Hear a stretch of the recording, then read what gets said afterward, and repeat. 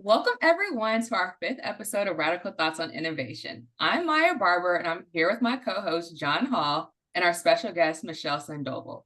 Michele, can you start off by telling us a little bit about yourself and why you got into CPG?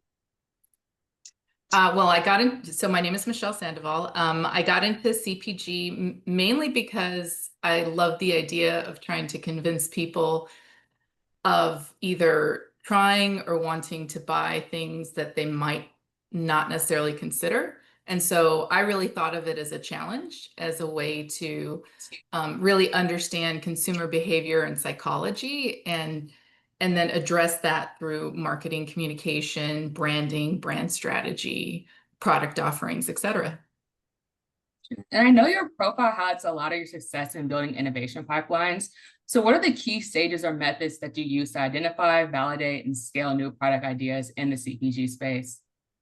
Yeah, I would say innovation process, honestly, is pretty standard or consistent.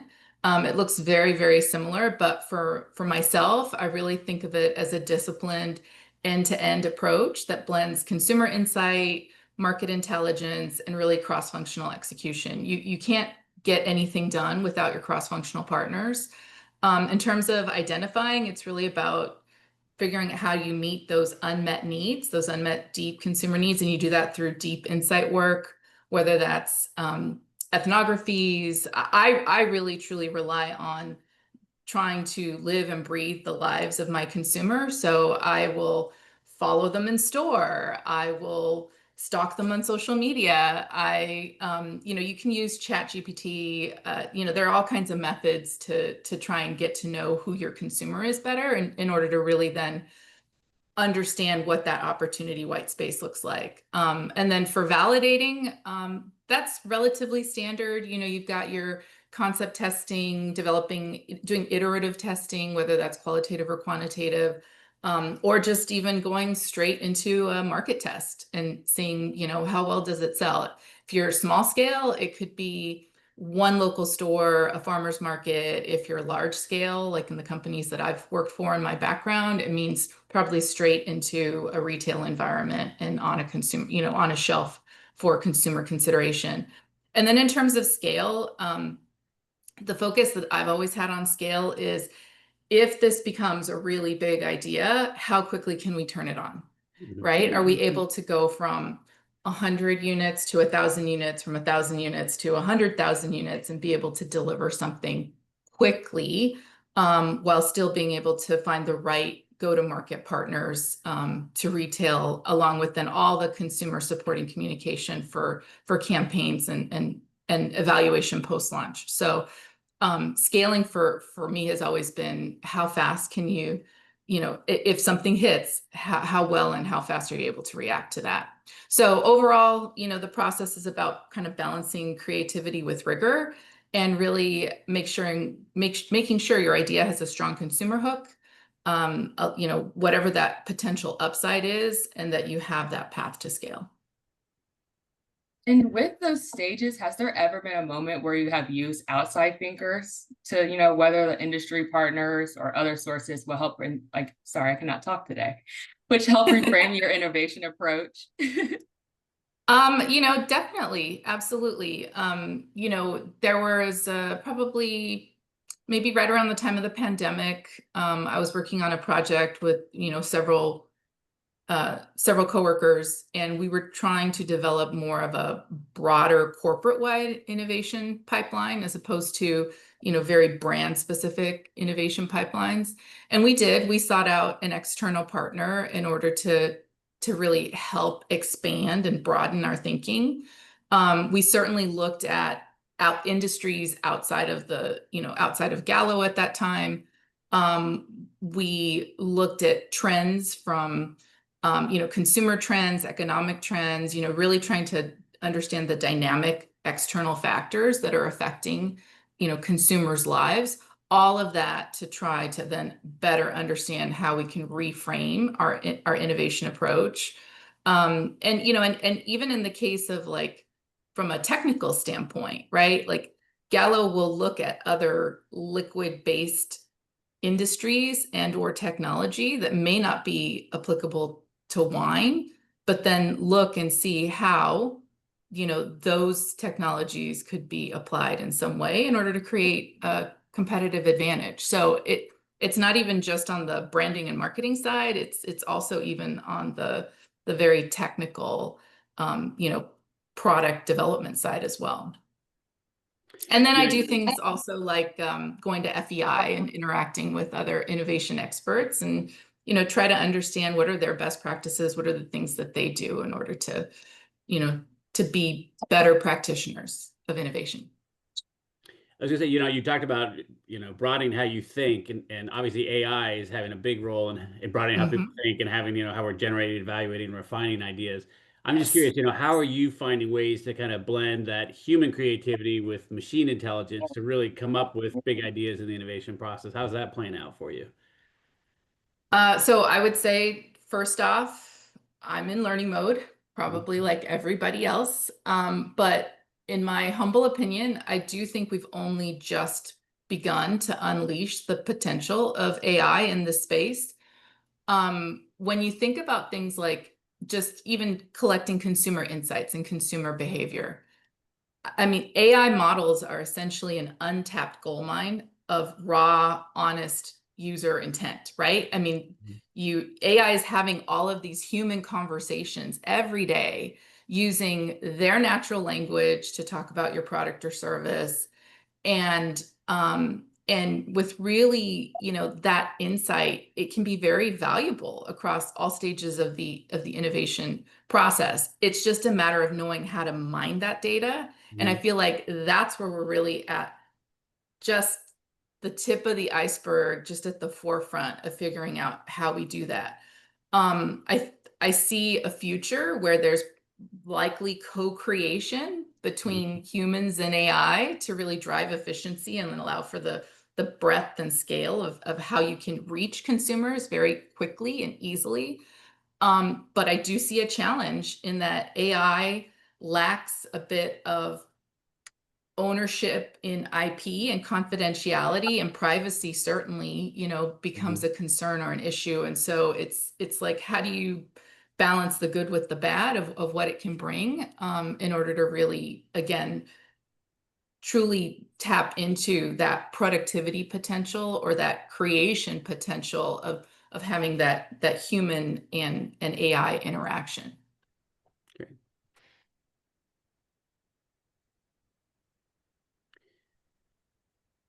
I guess the other thing I wanted to kind of poke at was the role of consumer motivations. And you're talking about, using AI as a way to Yeah. try and, help bring that out. But I mean, what role does that play in your innovation pipeline? I mean, how are you getting beyond those surface level kind of feedback to get at more of the emotional or behavioral drivers? Sure. Yeah. I think that a lot of times when we're talking about humans, y- you can look at just sort of standard data, right? You look at the things that you get from Nielsen or IRI or just sort of static reports. That's not going to get you into those deep emotional drivers. You actually have to go out and have conversations with people. We used to, when I worked at Gallo, we talked about it, you got to go into the wild. Hmm. And there that meant spending time in people's homes, spending time at the bars, looking and observing, how do they drink? How are they ordering cocktails? Shopping with them in store. I drive my family crazy because I can spend, or I used to be able to spend, an hour in the wine aisle, just standing there looking at people. How are they making their choices? Where are they getting confused? All of that starts to create deeper empathy and just being able to listen and believe that you don't have all the answers. And even what you thought worked yesterday may not work tomorrow. So you constantly have to be listening, interacting with your consumers. In the case of, let's say, High Noon. So High Noon started out as a vodka project. It was the precursor to High Noon Seltzer. But in order to develop that High Noon vodka project, we co-created with 21 to 29-year-old men in 3 different markets over the period of about 8 months. that's how we got really deep consumer insight. And they helped us co-create and co-develop everything from the brand story to flavor profiles to brand communication. So it's not something that it comes easy. It's not something that I think you can, you'll be able to go, oh, I'm going to do a Google search for 5 minutes and figure it out. It takes time, and it takes a lot of thoughtful consideration to really get into those deep insights. That's great. I mean, and when you think about co-creation, as you mentioned that, I mean, thinking about, when you're kind of in this challenge of coming up with ideas on a fast pace, I mean, what can you do to kind of create an environment that's going to support both that free flowing, I don't know what I call it wild, but open idea generation with really that disciplined follow through? I mean, how do you kind of structure the process to allow sort of both of those tensions to play out? Boy, it's an interesting question. I think part of it is you need to have the support and the commitment of your leadership to have the patience to be able to do that type of work. The commitment to say, you know what, we don't have all the answers. We don't know what we're doing, and then be able to learn and iterate as you go. So you still need stage gates, right? You still need a process to follow, and you say, okay, these are the questions that I have in a learning plan of what I don't know today. And then you execute against that plan, and you start to try to tick off, like, okay, I got an answer to this question, and now I know how to go and address that. And now I can narrow in the breadth of potential concepts or ideas that will go address that innovation opportunity with this particular consumer. Um, and then that allows you to be able to, again, have that patience and that time. But you've got to, I think, show deliverables in chunks as you go, to show that to demonstrate you are actually making progress throughout this entire, end-to-end path. It can't just be something like, oh, give me 9 months and I'll tell you in the end how it turned out. That is definitely not successful. Yeah. And I know, it's one thing to come up with the idea, but the other part of it is, as you say, is managing the process, overcoming, any internal friction there might be that gets in the way. Yes. I guess, where have you seen innovation efforts kind of stall, and what do you sort of do to help overcome those sorts of barriers? Sure. So innovation naturally comes with risk. Yeah. And so the stall I've typically observed comes from the uncertainty of how to proceed or what's the right thing to do. And where I kind of see projects or ideas get stuck is either in the upfront endless debate of the project charter, where you're really defining the scope of what it is you're going to go do, the who, the when, the what, the how, and then all the key decision points that follow after that. Right. So to really provide clarity and specificity to that project charter as best you can with whatever information you can provide, whether it's, and I think you also need to understand how your leadership or how your teams are influenced, or your clients, right? So, for whether it's decision points or even clarity around a project charter, you need to understand what is the risk tolerance for that decision maker and how do you influence them. So in some cases, some people may be influenced by data, like they just want to see the hardcore data. Some people may question the data and go, yeah, that says something, but I phoned a friend, and in the one conversation I had in the back room of the bar, I heard X, Y, and Z. And so now all that data is out the window, but they're influenced by maybe what they're hearing more in real time. Or you might have somebody who just needs to hear it from a consumer. They just need to really hear or see somebody say that there is an opportunity, or that there is a competitor out there that has proven that that you can proceed with whatever idea this is, because they've already established a market for it.